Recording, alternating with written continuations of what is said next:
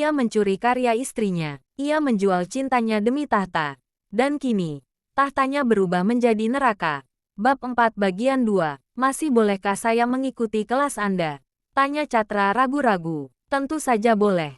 Tapi saya harap Anda tidak lagi membahas soal biaya kelas. Meskipun Anda melihat saya hidup dalam keterbatasan, saya sudah cukup bahagia dengan apa yang saya miliki saat ini, tegas Zahra.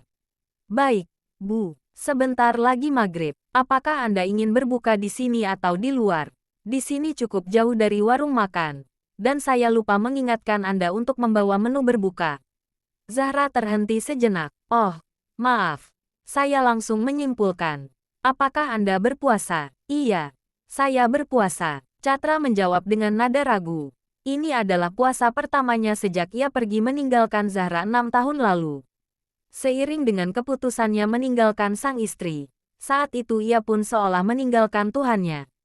Ia telah kehilangan dua cinta sekaligus yang selama ini membuatnya merasa hidup. Kini, ia ingin kembali bersujud, tepat di saat waktunya mungkin hampir habis. Baik, Zahra, saya akan tetap di sini untuk berbuka, jawab Catra dengan suara parau. Zahra mengangguk singkat, lalu berbalik menuju dapur kecil di sudut ruangan. Namun, suara ketukan di meja membuat langkahnya terhenti. Ia memutar badannya perlahan. Catra menghentikan kebiasaannya mengetuk meja dengan nada yang sama saat ia cemas. Zahra mendekati Catra, ke arah DA-DA yang naik turun tak beraturan.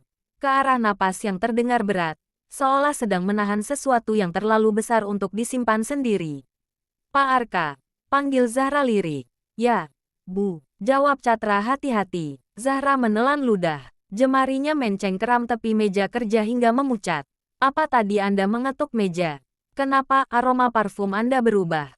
Kata anak-anak cara berpakaian Anda berubah. Bahkan suara Anda pun terdengar berbeda-beda. Ia berhenti sejenak, menarik napas dalam. Tapi, getaran suara Anda saat menyebut nama Zahra tadi.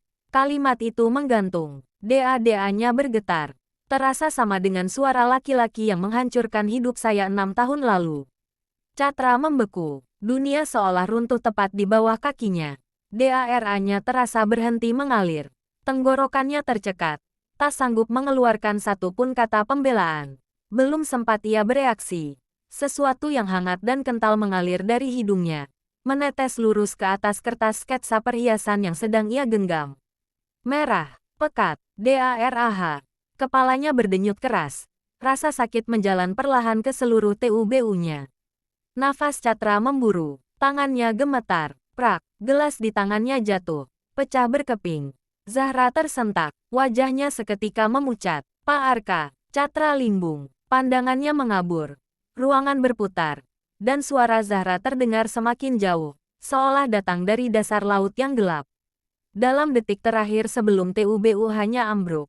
Hanya satu nama yang terucap dari BIBIR-nya. Lirih, penuh penyesalan. Zahra, bersambung. Baca selengkapannya di KBM aplikasi. Judul, Istri yang Kubuang Kini Jadi Surga. Penulis, Enui Nurhayati.